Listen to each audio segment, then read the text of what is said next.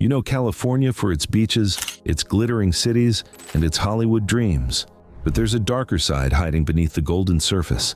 Scattered across deserts, buried in mountain passes, and sinking into forgotten valleys are towns that once promised fortune and future. Now they sit empty, erased from modern maps, slowly returning to dust. In this video, we're uncovering 13 ghost towns in California that Google Maps won't show you. And make sure you stick around until the end, because the #1 ghost town on this list sits at the center of an environmental disaster so massive, some people believe the government let it happen on purpose. So hit that subscribe button and let's begin. Number 13. Llano del Rio, Los Angeles County. In the sun-scorched flats of the Antelope Valley, about 70 miles north of Los Angeles, lies the shattered dream of a perfect society. Today, you'll find nothing but crumbling stone foundations and a few walls standing against the desert wind. But over a century ago, this was supposed to be paradise. Llano del Rio was founded in 1914 by a socialist lawyer named Job Harriman. After losing the Los Angeles mayoral race, he poured his energy into building a cooperative colony where workers shared everything equally: land, labor, profit. Within 2 years, over 1,000 people called Llano home. They built hotels, a print shop, a cannery, a rabbitry, and even their own socialist newspaper. Children attended school while their parents worked the alfalfa fields and tended livestock. For a brief moment, the dream seemed real. But the desert had other plans. Water rights disputes crippled the colony.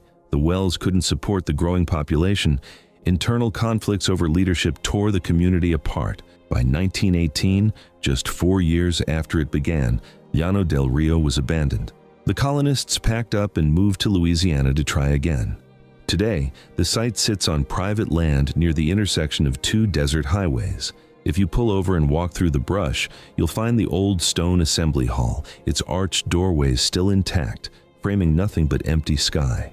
Rusted pipes jut from the sand where gardens once grew. It's one of the only socialist utopian colonies in American history that left physical ruins behind, a monument to idealism meeting reality in the California desert. Number 12. Panamint City, Inyo County. High in the Panamint Mountains, wedged into a narrow canyon above Death Valley, sit the remains of one of California's wildest silver towns. Getting there today requires a brutal drive up a rocky canyon road that most vehicles can't handle. But in 1873, 3 fugitives hiding from the law stumbled onto one of the richest silver strikes in the state, and everything changed overnight. Within months, Panamint City exploded to life. Over 2,000 people crammed into Surprise Canyon, building homes, saloons, and businesses on the steep mountainside. The main street was so narrow that pack mules could barely pass. Outlaws, gamblers, and gunfighters flooded in. The town became so lawless that Wells Fargo refused to operate there. Robberies were constant. Mine owners solved the problem by casting their silver into 400-pound cannonballs, too heavy for bandits to carry. For 2 wild years, Panamint City roared. But in 1876, a flash flood tore through Surprise Canyon, destroying most of the town in a single night. The silver veins were thinning anyway. By 1877, Panamint City was empty. Today, hikers who make the difficult trek up the canyon find a haunting landscape. Stone foundations cling to the hillsides.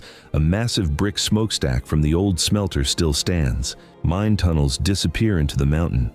The isolation has preserved something that other ghost towns lost long ago: silence. Complete and total silence, broken only by wind through the canyon walls.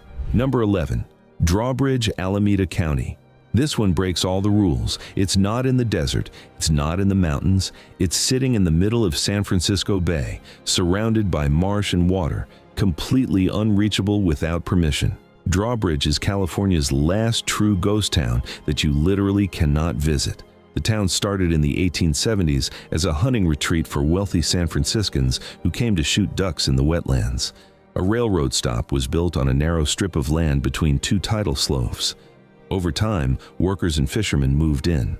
By the early 1900s, Drawbridge had hotels, hunting lodges, and a small year-round population. Weekend visitors arrived by train to escape the city. It was remote but thriving. Then came the decline. The wetlands were diked and drained for salt production. Duck populations plummeted. The bay became polluted. The railroad reduced service. One by one, the buildings emptied. The last resident left in 1979.